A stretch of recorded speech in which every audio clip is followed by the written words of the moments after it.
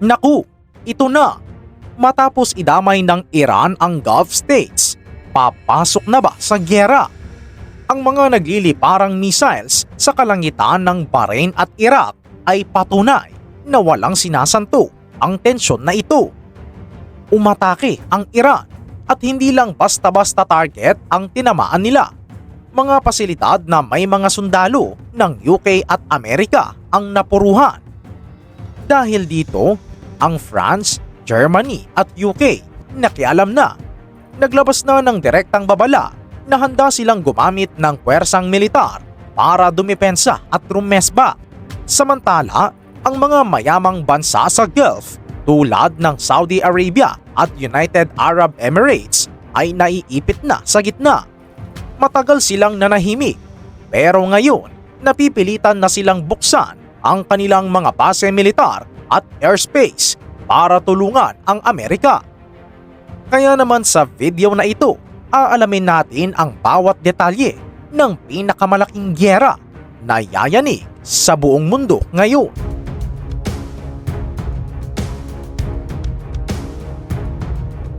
Mga kahistoryador, ang Iran ay hindi lang simpleng nagpapakita ng puwersa o show of force. Direktang tinarget nila ang mga lokasyon sa Bahrain at Iraq. Ito ang pinakasentro ng operasyon ng Amerika sa buong Middle East. Samantala sa Iraq naman, alam natin na maraming base militar doon na ginagamit ng mga sundalo ng Amerika at ng kanilang mga kaalyado. Hindi lang mga Amerikano ang nadamay dito. Ayon sa mga ulat, mismong mga military personnel ng United Kingdom o UK ang nalagay sa panganib dahil sa mga missile strikes na ito. Dahil dito, nag-iba ang ihip ng hangin. Kung dati ay nag-aalinlangan ang Europa na makialam sa gulo ng Amerika at Iran, ngayon ay personal na sa kanila ang laban. Kaya naman pumasok na sa eksena ang mga malalaking bansa sa Europa. Ang United Kingdom, France at Germany ay naglabas ng magkasanib na pahayag na hindi sila papayag na atakihin na lang basta-basta ang kanilang mga tao at mga interes sa Middle East. Handa na silang magsagawa ng defensive action laban sa Iran. Ano ba ang ibig sabihin nito? Ibig sabihin nito, naka-standby na ang kanilang mga fighter jets, ang kanilang mga warships, at ang kanilang mga anti-air defense systems para tulungan ang Amerika. Hindi na lang sila tagabigay ng armas, handa na silang umatake. Bilang resulta, nakikita natin ngayon ang isang malaking koalisyon. Hindi na ito US versus Iran lang. Ito ay US, UK, France at Germany laban sa Iran. Isang malaking puwersa na kayang bumura ng kahit anong bansa sa mapa. Pero huwag tayong magkakamali. Hindi rin pipitsugin ang kalaban. Ang Iran ay matagal nang naghanda para sa araw na ito. Kung titingnan natin ang kanilang arsenal o mga armas, nakakapanindig balahibo. Ayon sa mga military experts, ang Iran ang may pinakamalaki at may pinaka-iba't ibang koleksyon ng ballistic missiles sa buong Middle East. Wala silang malakas na air force dahil sa mga naging parusa o sanction sa kanila noong mga nakaraang dekada. Kaya bilang kapalit, ibinuhos nila ang lahat ng pera at talino nila sa paggawa ng mga missiles at drones. Kaya naman hindi na nila kailangan ng eroplano para umatake. Mayroon silang mga missiles na tinatawag na Shahab-3 na kayang umabot ng 2,000 kilometro. Ibig sabihin, abot nito ang Israel. Abot nito ang mga base ng Amerika sa Saudi Arabia at UAE at Bahrain. At abot nito ang mga barko ng UK at France sa karagatan. Bukod pa dyan, mayroon silang mga hypersonic missiles na ayon sa kanila ay hindi kayang harangin ng kahit anong radar o missile defense system ng Amerika. Dahil dito, ginagamit din ng Iran ang kanilang pamosong Shahed drones. Ito yung mga kamikaze drones na ginagamit din ng Russia laban sa Ukraine. Mura lang gawin ang mga drones na ito, pero napakalakas ng pinsala na kayang idulot. Pwede silang magpakawala ng daang-daang drones ng sabay-sabay para lituhin ang mga Patriot missile defense systems ng Amerika.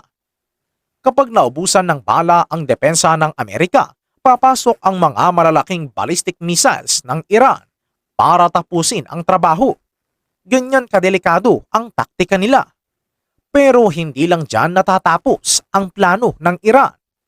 Mayroon silang tinatawag na axis of resistance. Ito yung mga proxy groups o mga rebeldeng grupo na pinopondohan at sinasanay nila sa iba't ibang bansa.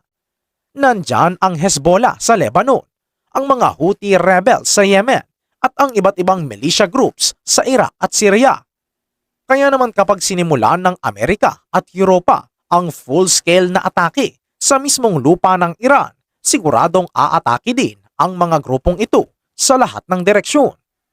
Para itong ring of fire na pumapalibot sa buong rehiyon. Giyera sa lahat ng harapan ang mangyayari. Samantala, ang pinakamalaking tanong ngayon ay ang papel ng mga bansa sa Gulf, partikular na ang Saudi Arabia at United Arab Emirates. Ano ba ang nangyayari sa kanila? Mga kahistoryador, matagal na nilang iniiwasan na masangkot sa direktang giyera laban sa Iran. Alam kasi nila na kapag tumulong sila sa Amerika, ang kanilang mga nagtataasang building sa Dubai, Abu Dhabi at Riyadh, pati na ang kanilang mga pasilidad ng langis ay magiging target ng mga missiles ng Iran. Nakita na natin ito dati nang atakihin ng mga Houthi rebels ang mga oil refinery ng Saudi. Pero dahil sa matinding pag-atake ng Iran sa Bahrain at Iraq, nagbago ang laro. Hindi na pwedeng manatiling neutral ang Saudi at UAE. Kaya naman ayon sa mga pinakahuling ulat, ang dalawang mayamang bansang ito ay patagong nagbubukas ng kanilang mga pintuan para sa puwersa ng Amerika. Paano sila tutulong? Simple lang pero napakahalaga. Papayagan nila ang mga fighter jets at bombers ng Amerika na gumamit ng kanilang airspace o himpapawid para umatake sa Iran. Bukod dyan, magbibigay sila ng logistical support, refueling at intelligence sa tropa ng Amerika. Dahil dito, lalong nagiinit ang ulo ng gobyerno ng Iran. Naglabas na sila ng babala na sino mang bansa sa Middle East na magpapagamit ng kanilang teritoryo, airspace o base militar sa Amerika upang umatake sa Iran ay ituturing na direktang kalaban. Ibig sabihin, kapag lumipad ang eroplano ng Amerika galing sa base sa UAE at binomba ang Iran, babalikan ng Iran ang UAE. Uulanin ng missiles ang mga skyline ng Gulf states na puno ng mga skyscrapers at negosyo. Ito ang pinakamasamang bangungot ng mga bansa sa Gulf. Ang masira ang kanilang ekonomiya na nakadepende sa turismo at langis dahil lang sa giyera ng dalawang higante. Kaya naman ang tensyon ngayon ay nasa pinakamataas na level. Ang mga kaganapang ito ay nagpapakita ng isang malinaw na mensahe.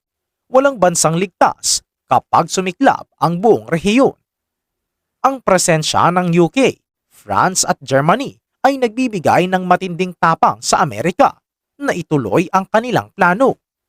Alam ng Amerika na hindi sila nag-iisa.